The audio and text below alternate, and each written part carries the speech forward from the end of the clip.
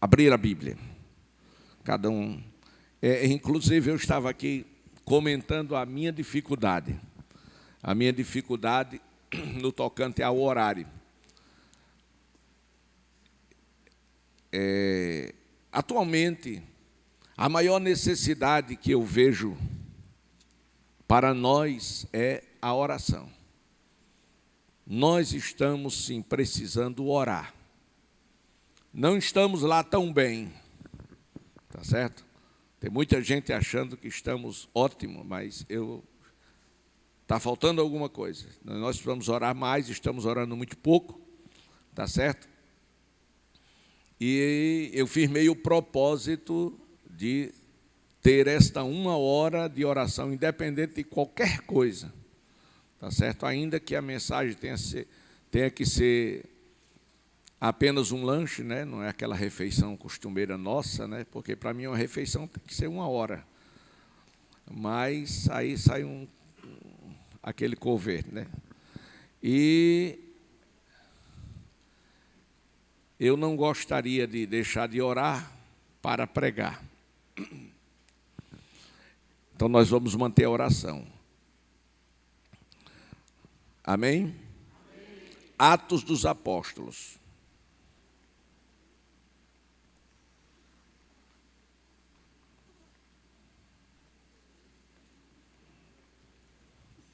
O tema central deste livro é Jesus, o Cristo ressuscitado. No seu bojo, ele traz a história da igreja. E Atos dos Apóstolos, irmãos, percebe que ele não termina. Ele faz uma pausa. Por quê? Porque a história da igreja, ela não terminou. Ela continua comigo, ela continua com você, até o arrebatamento. Quando a igreja for arrebatada, cumpre-se as profecias em relação a ela, e aí termina a história da igreja.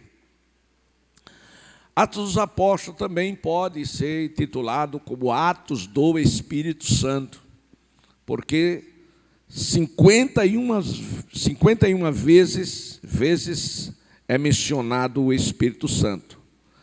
Nós sabemos que neste livro, o Espírito Santo é mencionado 51 vezes. Por isso, alguns intitulam como Atos do Espírito Santo. O autor deste livro foi o Dr. Lucas, o médico amado, médico gentio, e foi ele companheiro de Paulo nas suas muitas viagens. Colossenses 4:14, Filemão 21, 2 Timóteo 4 e versículo 11. Em Colossenses está escrito: Lucas, o nosso querido médico e irmão Demas, manda saudações.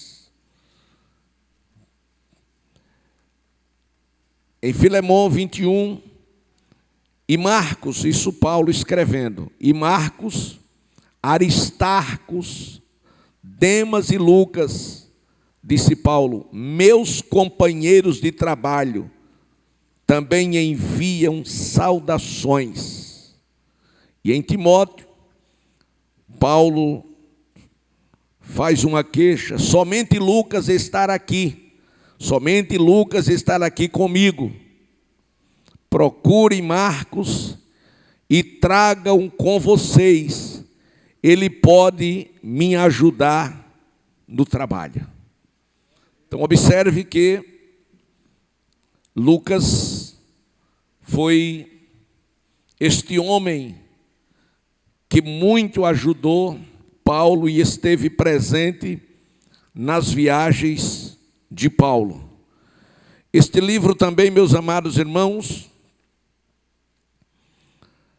ele começa mostrando no capítulo 1 e 2 a ação da igreja em Jerusalém, no versículos 8 a 12, Judéia e Samaria, e até aos confins da terra, nos versículos 13 a 26, e por fim de 27 a 28, aquela saída de Paulo e aquela despedida com muitas lágrimas e a chegada dele em Roma, que alguns eruditos acreditam que ali foi a 4ª viagem missionária do apóstolo, mas na verdade não é um pensamento de todos, só se tem a ideia. E o versículo-chave do livro de Atos está no capítulo 1, versículo 8, palavra do Senhor, quando diz: mas recebereis a virtude do Espírito Santo, que há de vir sobre vós, e ser-me-eis testemunhas, tanto em Jerusalém, como em toda a Judéia e Samaria,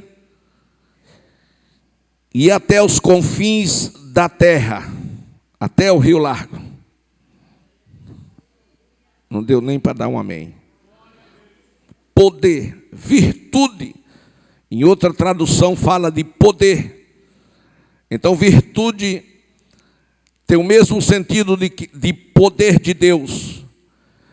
Ainda virtude fala de qualidade,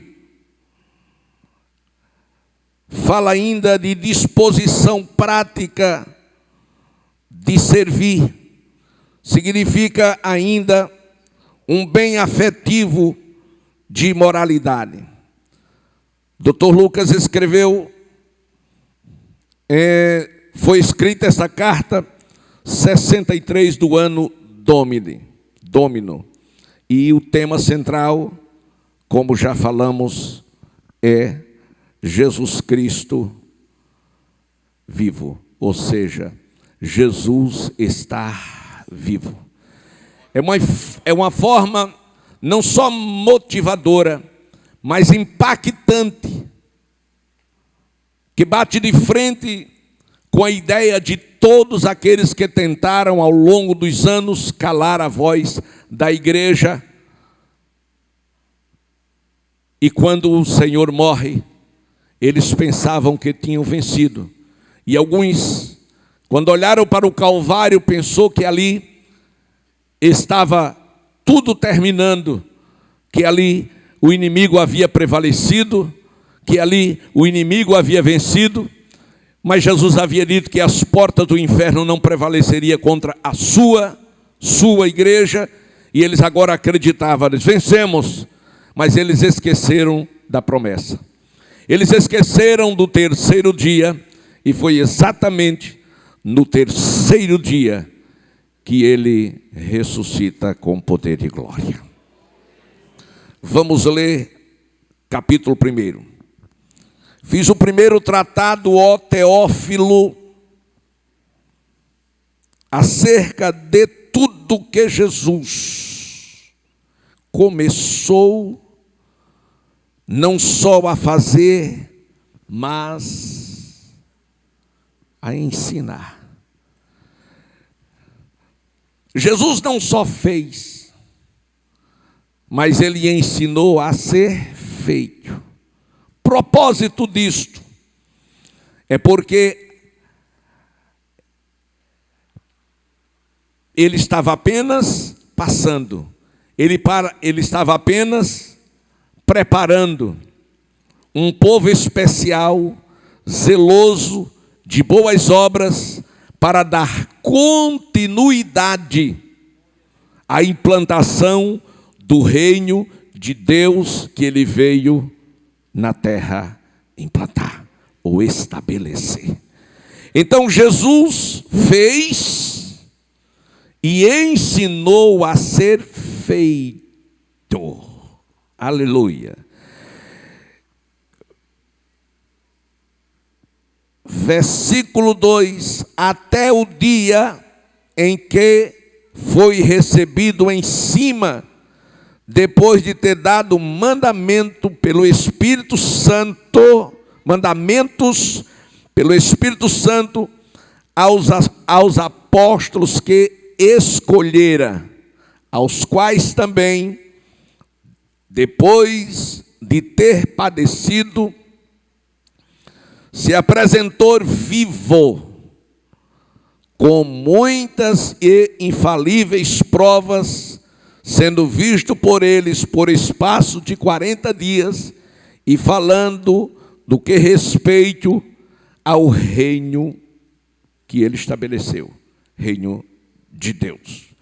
Quando nós observamos no primeiro capítulo e versículo, nós encontramos aqui a saudação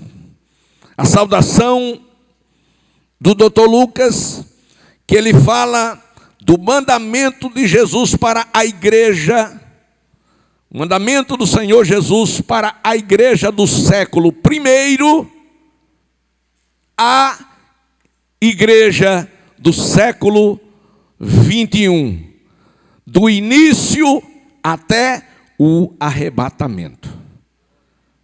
Deixa eu dizer outra vez. Quando ele manda essa saudação, ele fala dos mandamentos de Jesus acerca da igreja, não apenas a do século XXI, mas a igreja odierne até o arrebatamento da nossa igreja. Glória a Deus. Lá em João capítulo 14, versículo 12, me ajudem, Jesus disse: na verdade vos digo, que aquele que crê em mim, também o quê? Fará o quê? Fará as obras que eu faço, e as farás maiores do que estas. Por quê? Porque eu vou para o meu Pai. Aqui você entende porque ele não só fez, mas ele ensinou a fazer. Porque ele estava preparando um povo. Ele estava preparando discípulos que se tornaram apóstolos para que a obra de Deus continuasse. E esta obra não podia de forma alguma parar. E ele sabia o que estava por vir com a sua saída do mundo. Mas ele disse aos seus discípulos: na verdade vos digo que aquele que crê em mim. A primeira coisa que o Senhor fez foi falar sobre a fé. Crê em mim. Glória a Deus. E é exatamente o que está nos faltando na nossa geração: o crer em Jesus, o crer de forma incondicional, o crer independente das circunstâncias, o crer independente dos ventos contrários, das tempestades ou das lutas. Nós temos que, sim, acreditar que a promessa que ele fez, ela está de pé. E nós só podemos provar isto quando nós estamos colocando isto que falamos, que cremos, em prática. Então observe que o Senhor Jesus Cristo diz que tem que crer, e quem crê fará. Fará o quê? As obras que Jesus fez, e as fará maiores ainda. É por isso, olha para o irmão que está perto de você, diga: irmão, não se conforme, você pode muito mais. Glória a Deus. Nós precisamos, meus amados, entender que ele foi, mas nos deixou para substituí-lo. João capítulo 14, João 15:8. Vá acompanhando aí na sua Bíblia. É uma folhinha passando para outra. Disse Jesus: nisto é glorificado o meu Pai. Como o Pai é glorificado? Que deis muitos frutos. Deus é glorificado nos frutos que você está produzindo. Aí disse Jesus: e assim sereis os meus. E se não der fruto, Deus não é glorificado. Você não deixa de ser discípulo. Agora Deus deixa de ser glorificado. Ele é glorificado pelos frutos que você produz. E lá em João 15, ele diz: eu sou a videira verdadeira e o meu Pai é o lavrador. Toda vara em mim, todo crente em mim, que não der fruto, o que é que deve fazer? Arrancar. Por quê? Porque não serve para nada. Aqui não tem não, graças a Deus. Mas um crente que não serve para nada, um crente que não faz nada para o reino, para Deus, crente que não evangeliza, crente que não ora, crente que não lê a Bíblia, crente que não gosta de culto de doutrina,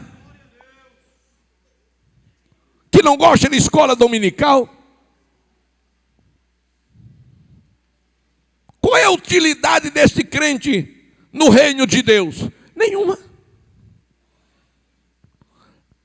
Nós não fomos chamados para nada. Nós fomos chamados para alguma coisa. E por isso Ele nos deu o seu Espírito Santo. Aí o Senhor Jesus continua dizendo: portanto, ide, é imperativo, ensinai todas as nações. Como é que vai se ensinar? Para que você possa ensinar, você primeiro tem que ir aprender. Glória a Deus. Tem pessoas que aceitam a Jesus no domingo, e na segunda-feira os irmãos já levam ele para a concentração. Fazer o quê? Não, irmão. É novo convertido, ele tem que vir mesmo para o discipulado, para aprender, para depois que aprender, poder ensinar. Mas não, aí crescem uns crentes tronchos, doentes, atravessados. Meu pastor dizia: tem crente que é como tripa em grelha, cresce atravessado. Então disse o Senhor: ide, ensinai a todas as nações, batizando-as em nome do Pai, do Filho e do Espírito Santo, ensinando-as a guardar todas as coisas que eu vos tenho mandado. Ponto e vírgula. Disse Jesus: e eis que eu estou convosco todos os dias, até a consumação dos séculos. Mateus 28, 19 e 20. Foi esta palavra que eu ouvi, quando ouvi pela primeira vez. Ela desceu ao meu coração. E eu saí para casa. Eu não entendia das coisas espirituais, eu pensei que era a minha mente. Mas o tempo todo, aquela voz: eis que estou convosco todos os dias. No outro dia saí para o trabalho, quando acordei a voz: eis que estou convosco todos os dias. Aleluia, aleluia, glória a Deus. Então, na saudação, no livro de Atos, Lucas fala do mandamento, ou dos mandamentos dados por Jesus à sua igreja. Estes mandamentos são atuais e é para esta igreja. Glória a a Deus. Nesta saudação, Dr. Lucas fala sobre a presença de Deus nas nossas vidas. 40 dias de aparições de Jesus para mais de 517 pessoas. Ele se manifestou. E em vários lugares que o tempo não vai permitir falar. Aí vamos para o versículo 4.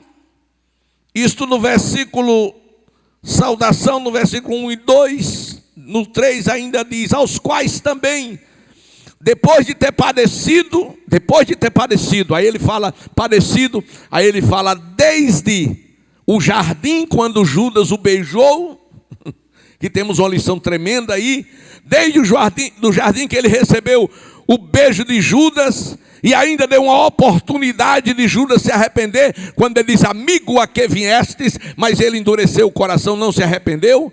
Desde lá, até o último suspiro do Calvário, glória a Deus, ele fala de padecido, aí ele diz, se apresentou vivo, com muitas e infalíveis provas, sendo visto por ele por espaço de 40 dias, e falando a respeito do reino de Deus, falando a respeito do governo de Deus sobre a terra.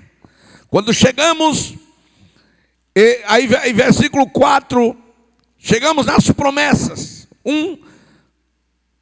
4 a 8, versículo 4, estando com eles,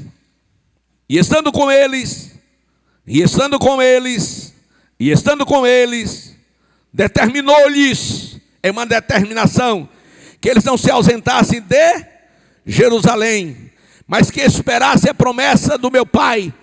Disse Jesus, que de mim ouvistes, porque na verdade João batizou com água, mas vós sereis batizados com o Espírito Santo não muitos depois desses dias.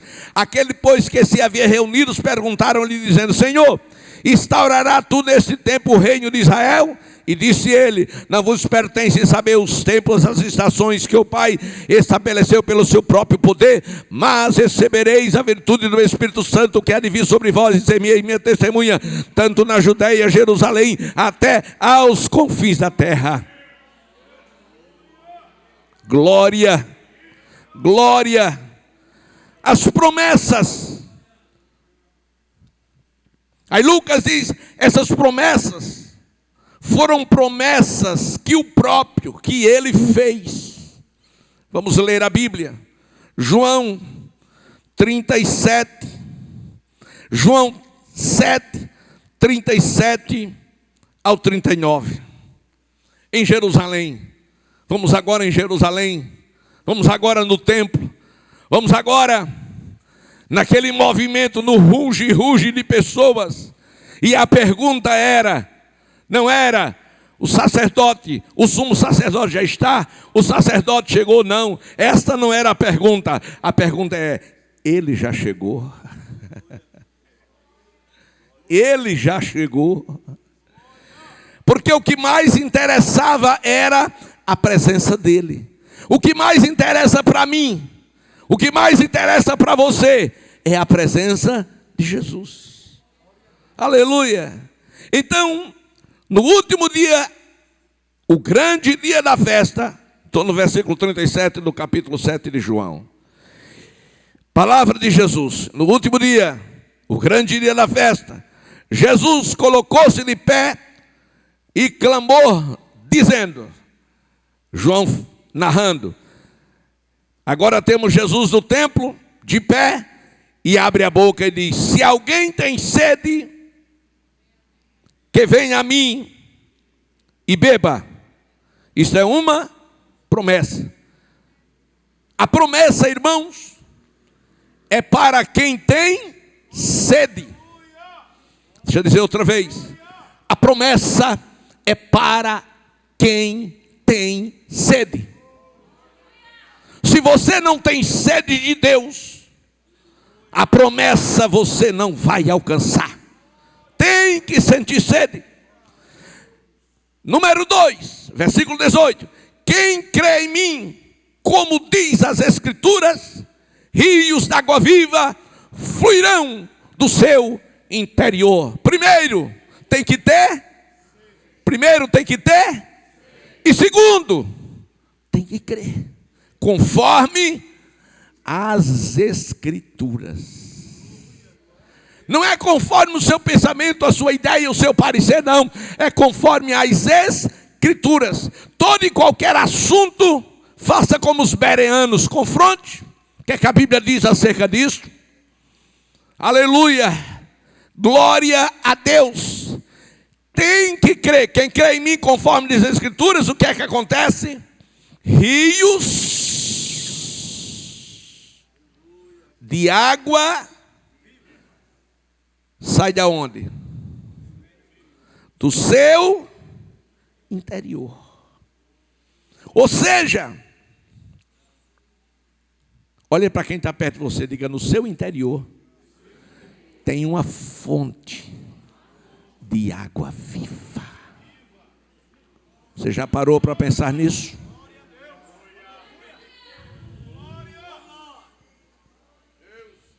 Escute. Calvário, braços abertos, glória a Deus. Como se não bastasse, alguém veio com uma lança e o transpassou no lado. E quando a lança entrou no corpo de Jesus, saiu o quê? Foi que saiu? Não, não está escrito assim não.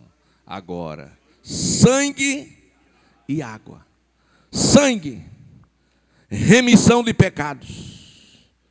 E água, plataforma do Espírito Santo. Aleluia. Aleluia. O salmista diz: o Senhor dará graça, Calvário, e o Senhor dá glória, Pentecoste. E Pentecoste é o quê? A manifestação do Espírito Santo. Glória a Deus.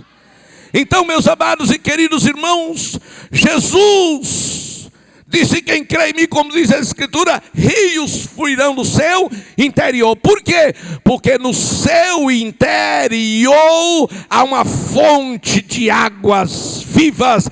E esta fonte de águas vivas é proveniente do Espírito Santo de Deus que habita na sua vida. Sairão. Versículo 39, e isso disse ele do Espírito que havia de receber os que eles crescem, os que nele crescem, porque o Espírito Santo ainda não fora dado, pois ainda Jesus não tinha sido glorificado.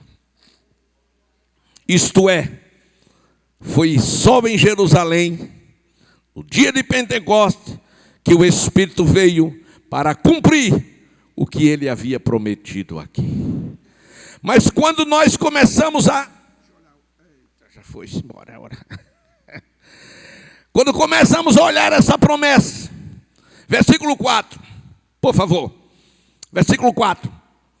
Primeiro, e estando com eles. Jesus estava com eles. Isso significa presença de Deus. Glória a Deus. A primeira coisa é Jesus ser presente e real na sua vida diária. Na velha aliança, a presença dele era manifesta na nuvem, de dia e de noite, 24 horas por dia, presença de Deus. Hoje não, é o Espírito Santo que veio habitar em nós. E estando com eles, determinou-lhes que não se ausentasse de Jerusalém, mas que esperassem o quê? A promessa. Que promessa? Do fogo, do batismo com o Espírito Santo e com fogo. Agora, ele disse o seguinte, que eles tinham que ficar. Aí vem a questão da obediência. Ficar em Jerusalém. Glória a Deus. A promessa estava feita, mas eles precisavam de obediência, precisava de fé e precisava de paciência para esperar. Eram quase 500, mas você sabe que só quase 120 receberam. E será que todos não foram? Eu quero acreditar que se não foram todos, mas foi uma grande maioria. Mas nem todos esperaram. A maioria não teve paciência de esperar. Tem pessoas que dobram os joelhos, pastor Genival Bento, e não tem paciência de esperar naquilo que ele acredita.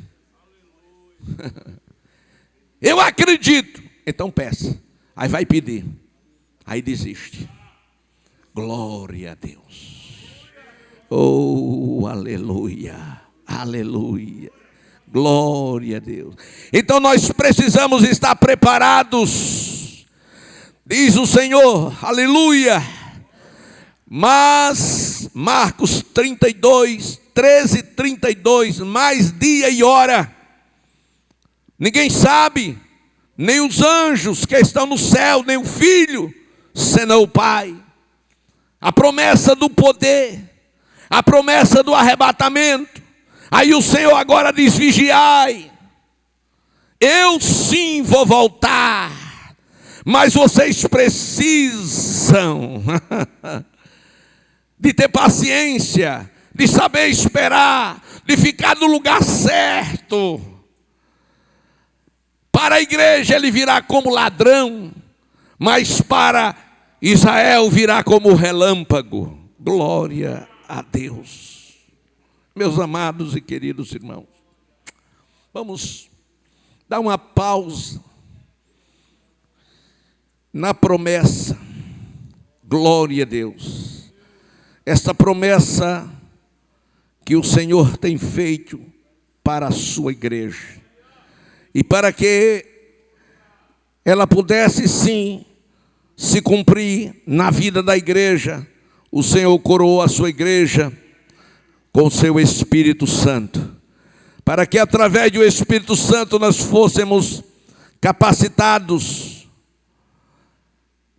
a esperar, a receber, a fazer conforme tudo quanto Ele ensinou. Jesus Cristo, Ele vem. Deixa eu dizer outra vez. Jesus Cristo, Ele vem. Atos 1 e 11.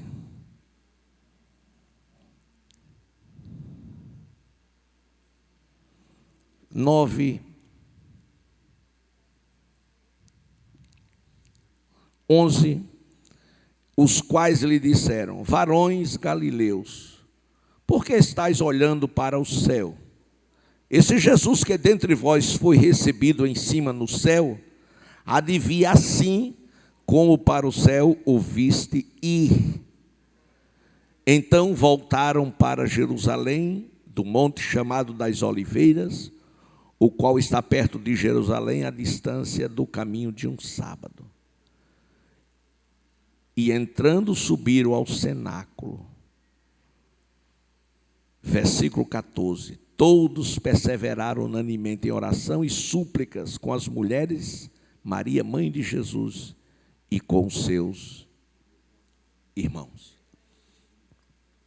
Deixa concluir dizendo que o Senhor estava falando para judeus.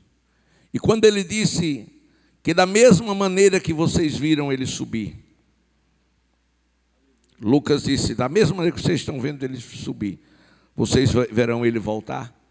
Ele estava falando não do arrebatamento, ele estava falando da sua vinda em glória.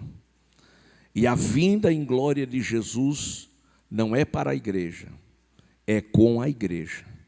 Ele virá para o seu povo. Israel. Glória a Deus. E todo olho o verá. Todo olho o verá. Depois você lê Zacarias capítulo 14, 4 e 9. E você vai entender. Vai ter uma visão clara do que vai estar acontecendo naquele momento, quando Israel estará cercado por todas as nações que são inimigas de Deus e vai querer destruir. Deixa eu concluir dizendo que o palco já está armado. O cenário está todo pronto. O anticristo já está se articulando em todas as áreas da sociedade. Glória a Deus. E o diabo, na sua missão, quer matar, roubar e destruir. O único obstáculo que ele está tendo hoje eu estou falando hoje, é a igreja. E é por isso tanta perseguição, tanto ódio à igreja do Senhor Jesus. Só que ele será surpreendido quando ele tentar destruir a igreja de vez. A trombeta toca e a igreja subirá. Não verá, mas subirá ao encontro do Senhor Jesus Cristo nos ares. Quem subirá? Primeira promessa, segunda separação dos que são para os que não são, e depois a preparação, através do quê? Da igreja, da oração, através do quê? Da obediência, através de quê? Do fortalecimento da palavra de Deus. Vamos nos colocar de pé.